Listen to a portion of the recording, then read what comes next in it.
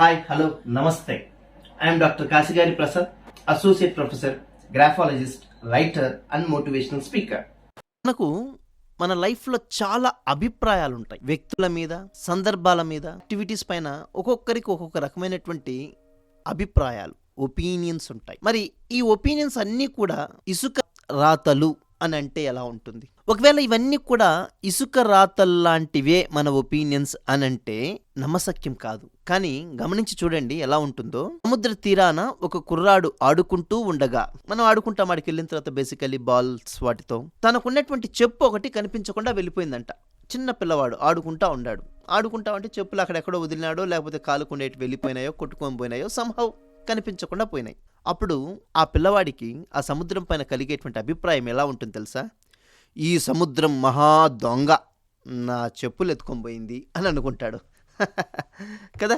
అదే చూడండి, కాస్తంత దూరంలో ఒక వ్యక్తి అదే సముద్రంలో చేపలు పడుతూ ఉంటాడు అనుకుందాం. ఫిషెస్ నెట్ వేసి వలలు వేసేసి చేపలు పట్టుకుంటూ ఉంటాడు. ఒకవేళ ఆయన చేపలు పట్టడానికి వల వేసి చేపలు పట్టే ప్రయత్నం చేస్తూ ఉంటే అతనికి రోజు పడే చేపల కన్నా ఈరోజు ఎక్కువగా చేపలు పడ్డాయి. ఇప్పుడేంటి, అతను ఎలా ఆలోచన చేస్తాడు తెలుసా? అతనుకున్న ఒపీనియన్ ఏంటి తెలుసా? ఈ సముద్రం గొప్ప దాత అని అనుకుంటాడు. నాకెంత హెల్ప్ చేస్తూ ఉంది, రోజు చేపలను ఇస్తా ఉంది అని చెప్పేసి. ఇంకొక వ్యక్తి చూస్తాం, let us see for another person.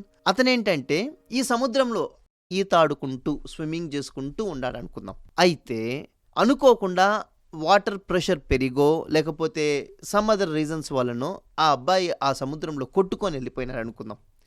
ఇప్పుడు ఆ ఫ్యామిలీలో ఉండేటువంటి ఆ మదర్, ఆ అమ్మ ఆ సముద్రం గురించి ఏమనుకుంటుందో తెలుసా? ఈ సముద్రం నా కొడుకు లాంటి అమాయకుల్ని పొట్టన పెట్టుకుంది, ఇది ఒక పెద్ద మహమ్మారి అని చెప్పి అనుకుంటుంది. చూడండి ఎలా ఉంటుందో. అంటే డిఫర్స్ ఇన్ ఒపీనియన్స్.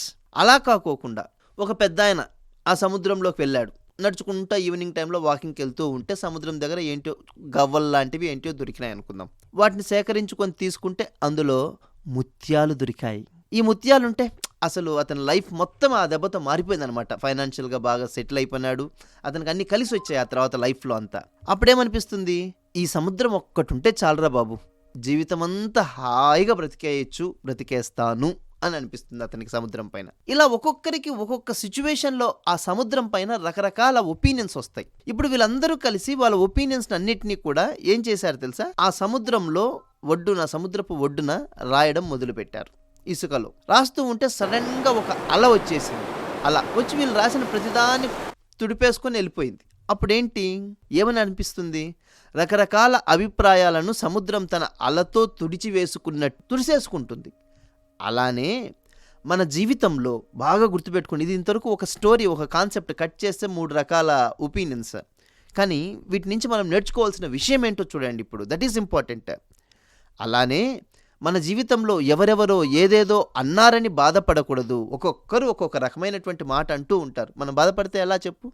ఇంకా ఇతరులు ఏవేవో చెప్పిన మాటలన్నిటినీ విని ఎవరిపైనా చెడు అభిప్రాయానికి రాకూడదు. వారిని కూడా మంచిగా మార్చేందుకు ప్రయత్నం చేయాలి తప్ప వారి గురించి తప్పుగా అనుకోవలసిన పని లేదు. ఈ ప్రపంచాన్ని ఒక్కొక్కరు ఒక్కో కోణంలో చూస్తారు. చేదు అనుభవం ఎదురైనప్పుడు అలా ఎందుకు జరిగిందో అని ఆలోచించండి. దాన్ని తొలగించి ముందుకు అడుగు వేయండి. అంతే. నిజాయితీగా అంతరాత్మను తోడుగా చేసుకోండి. వినయం, విధేయతతో విజయం మీ సొంతం అవుతుంది. This is what we have to understand. Different people with different opinions ఉంటారు. అది మంచి జరిగినప్పుడు ఒకలా, చెడు జరిగినప్పుడు ఇంకోలా ప్రవర్తిస్తూ ఉంటాం మనం. బట్ మంచి జరిగినప్పుడు దాన్ని ఆస్వాదించడం, చెడు జరిగినప్పుడు దాన్ని అధిగమించడం కూడా నేర్చుకోవాల్సిన అవసరం ఎంతైనా ఉంది. This is the life lesson which we have to learn from these type of experiences and opinions in our life. అలాంటి చక్కనైనటువంటి విషయాలను మీరు తెలుసుకోవటానికి ఎప్పుడు మీ ముందుకు రెడీగా వస్తూనే ఉంటారు కాసిగారి Prasad. I request all of you, మీరు దయచేసి మన ఈ చక్కనైనటువంటి ఎడ్యుకేషన్ బేస్డ్ ఛానల్ని మీరు సపోర్ట్ చేస్తారని, లైక్, సబ్స్క్రైబ్ అండ్ షేర్ చేస్తారని ఆశిస్తూ మీ కాసిగారి Prasad. Thank you very much. జై హింద్, జై భారత్.